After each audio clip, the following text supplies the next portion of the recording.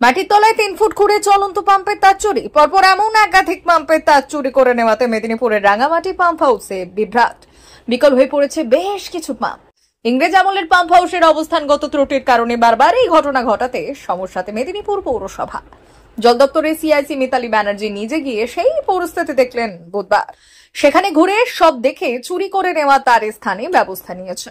মিতালি ব্যানার্জি জানিয়েছেন, এই রাঙামাটি পাম্প হাউসে মোট 22টি পাম্প চললে এখান থেকে জল ঢেলে মেদিনীপুর শহরে পাঠানো যায়, কিন্তু বর্তমানে সেখানে 15টি পাম্প চালাতে পারছি তার চুরি যাওয়ার কারণে। কমপক্ষে 19টি পাম্প চালাতে পারলে কিছুটা পরিস্থিতি স্বাভাবিক থাকে, কিন্তু জঙ্গলের ভেতরের অংশ দিয়ে যেখান থেকে তার প্রবেশ করে সেখানে 3 ফুট মাটির তলাতে থাকা তারও চুরি করে নিচ্ছে চোরেরা, যা বড় সমস্যা তৈরি করছে। পৌরসভাকে জানিয়ে ব্যবস্থা নেওয়া হচ্ছে। 22টা পাম্প ছিল, এখন এই মুহূর্তে 15টা পাম্প চলছে। আমাদের 18টা থেকে 19টা চলবে, আমাদের জলটা সাফিসিয়েন্ট হয়ে যায়। কিন্তু সেখানে আমাদের বিভিন্ন জায়গায় আমি এসেছিলাম, দেখলাম বিভিন্ন মানে যে কেবলের যে লাইনগুলো সেগুলো কেটে নিয়েছে। কতটা হবে? অনেক, এতে কত কত হবে, 500 ফুট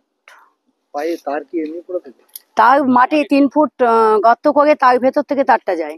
কিন্তু যখনই হচ্ছে ওরা মাটিকে কেটে রাত্রে বেলায় কখন করছে, দিয়ে মাটি তার কেটে নিচ্ছে ভেতর থেকে কেবলের তারকে।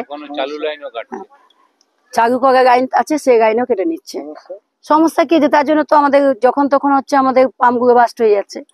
এদিকে হচ্ছে তার কেটে দিচ্ছে। এবার আমার পাম্পে এই ট্যাঙ্কিতে যতক্ষণ না লোড হয়, এখান থেকে তো আমাদের মৌহাসির মা 2টো ট্যাঙ্কি আছে, লাল জল ট্যাঙ্কি আর সাদাটা, ওই দুটোতে আমাদের ভর্তি হবে।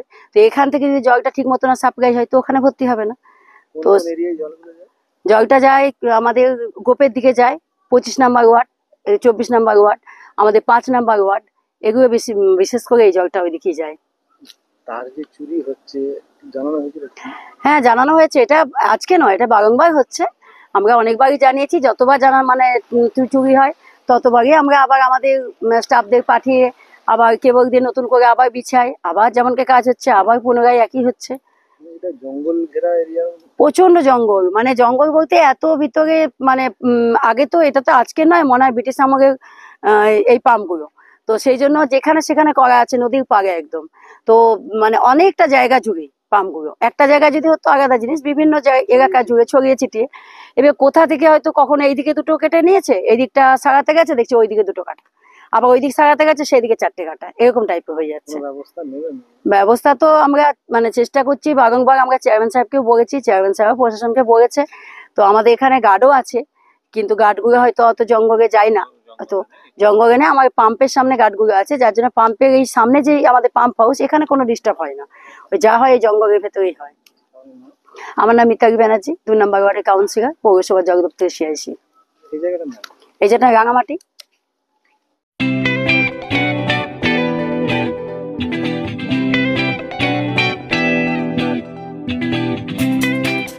পরিবারে কেউ নেশাগ্রস্ত, কেউ মানসিক সমস্যায় ভুগছেন? চিন্তা নেই, আছে মুক্তি ফাউন্ডেশন। মুক্তি ফাউন্ডেশন মানসিক রোগের চিকিৎসা, সাইকোথেরাপি ও কাউন্সেলিং, ফ্যামিলি কাউন্সেলিং ও নেশা চিকিৎসা করে। আপনার পরিবারের কোনো সদস্যের এমন কোনো সমস্যা থাকলে যোগাযোগ করুন আমাদের সঙ্গে। মুক্তি ফাউন্ডেশন, কেশিয়ারি থানার কাছে, পশ্চিম মেদিনীপুর। নেশাগ্রস্ত মানুষদের জীবনের মূল স্রোতে ফিরিয়ে আনতে চাই বিশেষ ধরনের চিকিৎসা পদ্ধতি, যা নিয়ে এসেছে মুক্তি ফাউন্ডেশন। আজই যোগাযোগ করুন আমাদের সঙ্গে। পরিবারের সদস্যকে সমাজের মূল স্রোতে ফিরিয়ে আনুন। যোগাযোগ নম্বর 7478306038।